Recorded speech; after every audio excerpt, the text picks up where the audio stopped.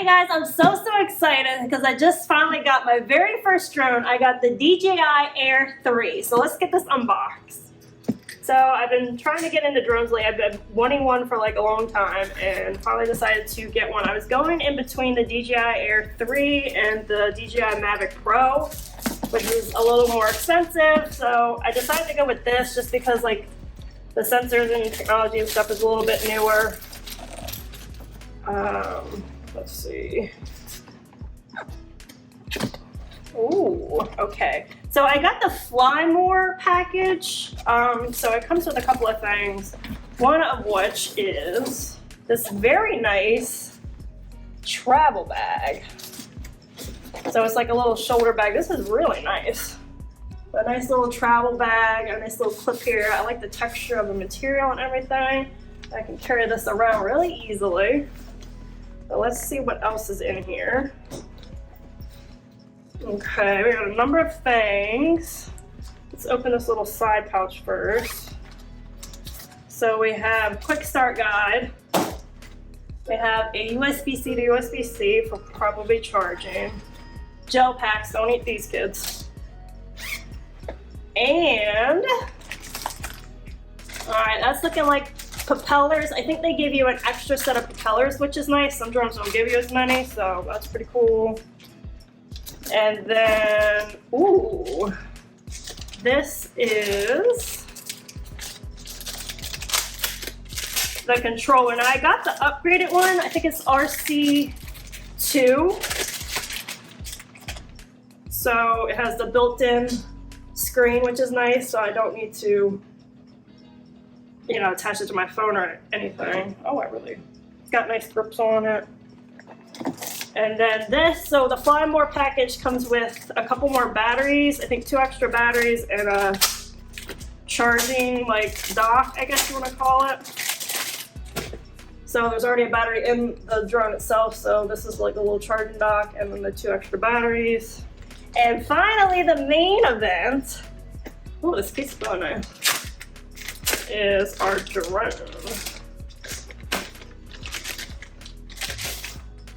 I also like that this one is a little more compact, so it's easier to travel, and like Europe has more restrictive like laws and stuff on where you can fly it, so this will be able to be flown in more spaces. And let's see. Let me open this. Ooh. So there you have it, guys, the DJI Air 3. So let's get this in the air and try out our first flight.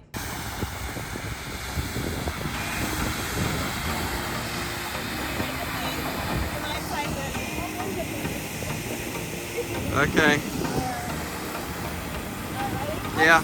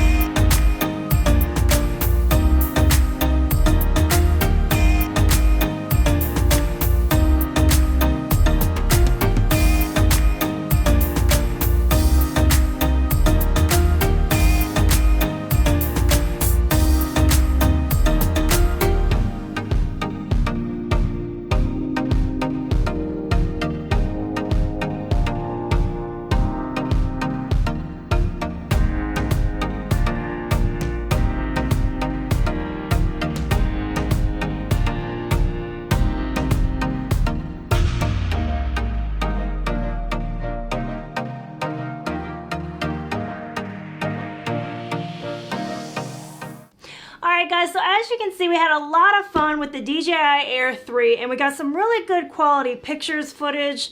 Everything looked really great. So I just kind of wanted to do a wrap up, first impressions, kind of recommendations for beginners like me. One thing I would say is, first and foremost, do your research before you buy your drone. So in the DJI instructions, I mean, I didn't dig super deep, but it really wasn't in there as far as what to do before you fly. So that's probably because in different areas, like in different countries or whatever, it's going to be different. Right. For us in North America. Right. And it'll be different, I think, too, like based on what state you're in. But for us, we had to do a UAS safety test. Now, it's really quick and simple. It's, less than 20 minutes. You do like a 20, I think, it's like 20 four parts and like different amount of questions, but not more than 20, I don't think. Yeah, at the end it's like 20 question test or whatever. And you can't really fail because if you get something wrong, then you can go back and fix that. But you have to do that, and once you complete that, you'll get a certification. Also, if your drone is over 250 grams, so it's like 0.55 pounds, you have to register it with the FAA in the United States. So that's like $5, and it's good for 3 years. So that's something to know. And like I said, DJI doesn't really tell you that. So that's why it's good to do this research ahead of time so you know exactly what you have to do. Also, check out where you can fly. So DJI kind of has like a built-in thing, and it'll tell you if it's safe to fly or whatever. There's also an app before you fly. Number 4, the letter U, and the word fly. Yeah, it's an app. It's actually really great. It'll tell you, it'll geolocate where you are, and it'll tell you if it's safe to fly, if there's any restrictions or anything like that. So we didn't really look ahead of time. In our area, there's a lot of restrictions. Mm-hmm. So we have to go a little bit further out. Away from where we live. Not too far. Maybe about 20, 25 minutes. Something like that. But you might want to look that up. So there's a number of different restrictions. One of them being generally you can't fly within 5 miles of an airport.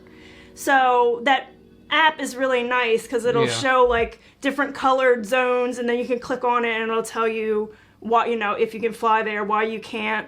You can also get authorization sometimes, if you need to fly in a certain area for whatever the reason may be. You can also get an authorization from the FAA. Now, I don't know how long it takes, but you wait till you get that exemption before you fly. Yes. And so that certificate from the test and as well as your registration, you need to keep that on you. So if you're ever stopped by anybody, you need to be able to show that. So what I did is I just saved it on my phone. So I have those 2 documents on my phone. And so if anybody approaches me or whatever, I can just pull them up on my phone, and it's easy peasy. But it was a lot of fun. I'm glad I finally jumped in and finally got one. And it's actually really easy to fly. It has auto hover, which is really easy, so you don't have to we have a lot of the cheap kind of tiny drones. Right. And I always played around with them, but they were super hard to fly. Yeah. And I think that's why you were kind of nervous about getting a drone because... Yeah, you constantly, we would shoot that one up, but since it didn't have the auto hover, as soon as we let our hand off the throttle, it just would drop, so it doesn't have an auto. So I thought it was going to be the same here. Yeah. So be mindful of that. Also, it has obstacle avoidance. So if something's coming into too contact or you're coming too close, crash into it. You can have it bypass it or just stop, and won't hit it. So it's really easy to fly these things. Although I will say the first flight, be prepared for the auto return home. So it has an auto return home. You don't have to use it, but I think it's a good thing to have.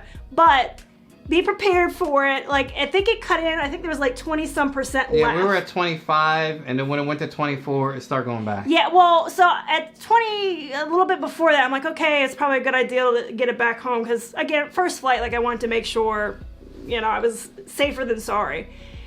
And, we'll show you, we have, footage of it. You don't see us running after it, but we were trying to get it back, and all of a sudden, it returned home, and it just took off. We were running after it, and then we had took off in a parking lot, and there was a truck then there when we came back. So again, it does have obstacle avoidance, but when it's your first flight and you're just doing it, you freak out. So It was a little bit of a freak out moment. So just be prepared for that.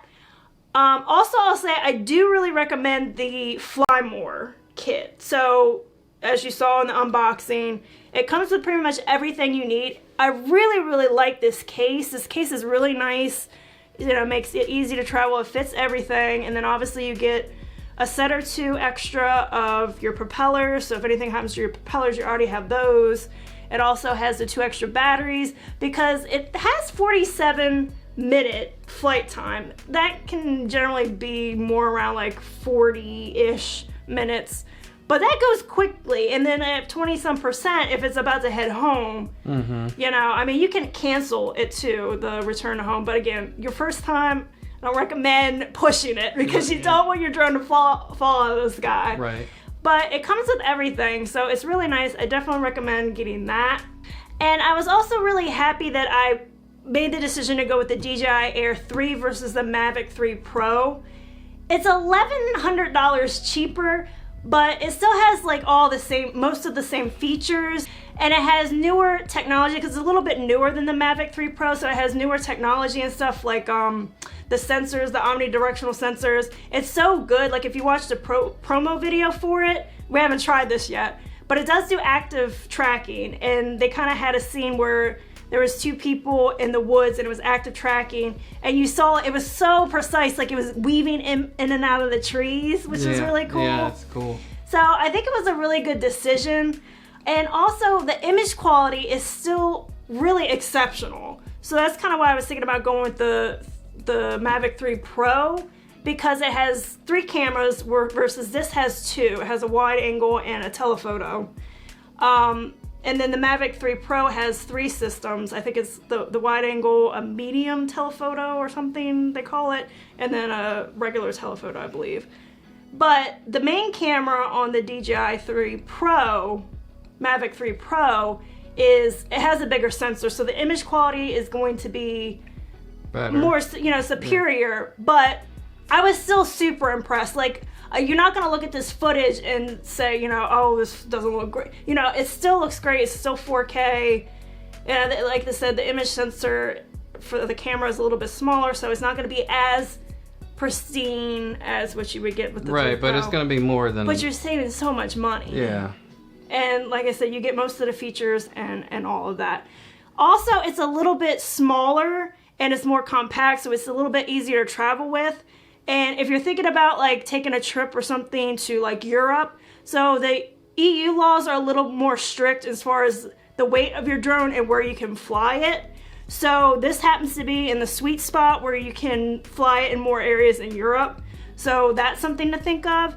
And if you're gonna be doing a lot of posting to social media with your drone and stuff, this one can actually do 2.7, it can do 1080p too, but 2.7K? Vertical. Right. So, you know, if you need to like just want to quickly take some footage and post it immediately to social media, you can do that without any like post cropping or anything like that.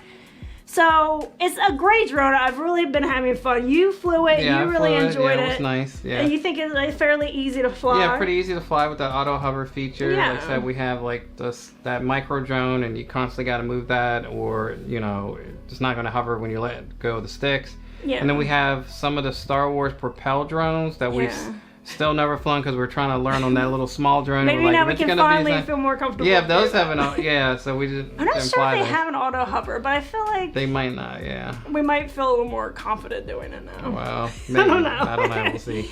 But that's it, guys. Like I said, I just wanted to give you kind of a beginner's recommendation, first impressions kind of thing. Let us know in the comments below if you want us to do a full review. We're more than happy to do that. I just want to have a little more time to like use it and stuff like that to get a better idea and feel for everything. But I mean, that's going to do it for this one, guys. So stay tuned. We got more great videos coming. We have 2 other videos you'll like here. So with that, we'll see you in the next one. Bye.